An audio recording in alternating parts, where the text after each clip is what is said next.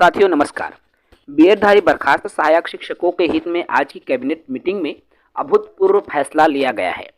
सहायक शिक्षक जो बर्खास्त हुए हैं उनको सहायक शिक्षक विज्ञान प्रयोगशाला बनाया जाएगा। इसी को लेकर कुछ सवाल निकलकर मन में आ रहे हैं कि प्रयोगशाला में अभी छत्तीसगढ़ में कुल कितने पद रिक्त हैं, कला वाले प्रयोगशाला कैसे बनेंगे, क्योंकि प्रयोगशाला के लिए विज्ञान गणित विषय की आवश्यकता होती है।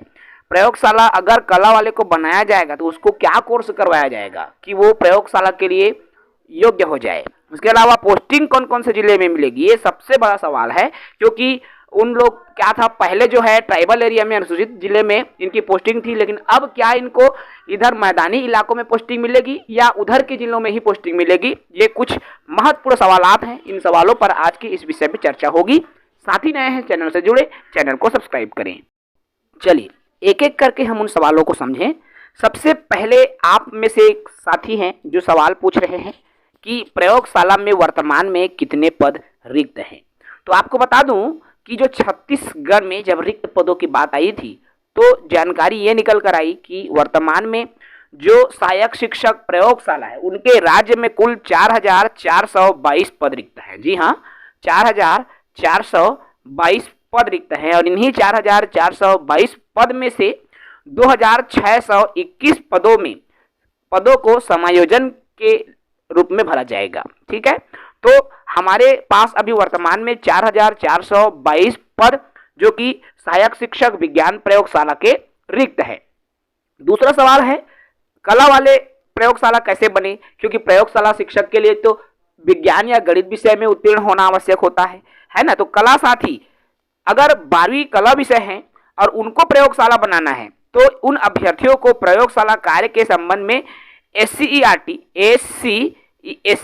के माध्यम से 2 माह का विशेष प्रशिक्षण दिया जाएगा। देखिए भाई, जो कला वाले साथी हैं उनको प्रशिक्षण दिया जाएगा, विज्ञान वाले हैं उनको भी प्रशिक्षण दिया जाएगा और प्रशिक्षण दे करके इनको सहायक शिक्षक विज्ञान प्रयोगशाला के लिए योग्य बनाया जाएगा। ये आप कला वाले इस तरह से प्रयोगशाला बन सकेंगे। तीसरी जरूरी बात कि प्रयोगशाला हेतु क्या कोर्स कराए जाएंगे।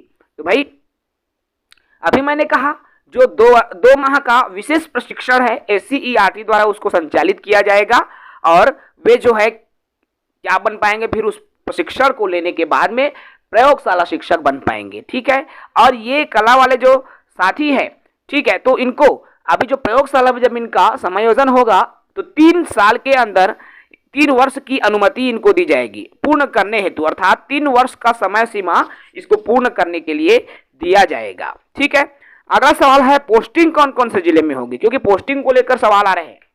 सुनने में ये आ रहा है कि इन लोग की पहले पोस्टिंग हुई थी अनुसूचित जिलों में, ट्राइबल इलाकों में, ठीक है, लेकिन अब सुनने में आ रहा है कि छत्तीसगढ़ के सभी जिलों में इनकी पोस्टिंग होगी। लेकिन क्या ये वास्तव में सही है? तो मैं आपको बता दूं कैबिनेट में जो जानकारी मिली उसके हिसाब से समायोजन के लिए जिलों की प्राथमिकता में पहले राज्य के अनुसूचित जिले के क्षेत्रों में, अर्थात अनुसूचित क्षेत्र के जिलों के रिक्त पदों को भरा जाएगा। मतलब जैसे अभी जो ट्राइबल जिले हैं उनको पहले भरा जाएगा और ट्राइबल अनुसूचित जिला जिसमें जसपुर जितने भी अभी आते हैं, बस्तर, सरगुजा, अंबिकापुर, जसपुर है ना, सूरजपुर, इन जिलों में समायोजन हो जाने के बाद बचे हुए पदों को शेष जो सीमावर्ती जिलों में रखा जाएगा। अर्थात यदि इन पदों में से पूरे उधर वाले जिले अगर भर जाते हैं, मान लीजिए, उसके बाद अगर बीएड जो सहायक शिक्षक बच जाते हैं तो उनको उनके पास वाले जिले मतलब क्या है, जैसे जसपुर जिले में हुआ, अब जसपुर जिले के पास के जिले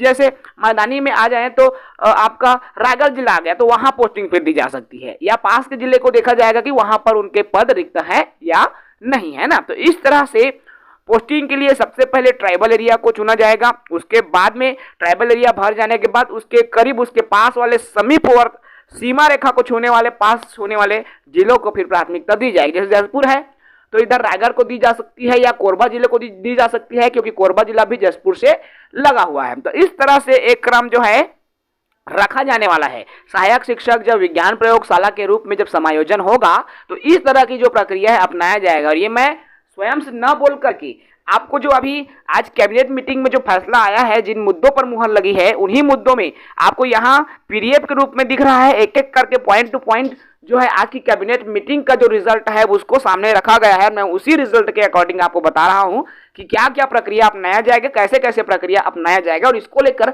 जल्द जो है विभाग में इनको लेकर जो है प्रक्रिया भी तेज हो जाएगी और आने वाले जो है इस समर में आप सब की पोस्टिंग जो है जिलों में कर दी जाएगी। ये उम्मीद है कि आप सभी की पोस्टिंग जल्द से जल्द हो। इसी आशा और इसी विश्वास के साथ जय हिंद, वंदे मातरम।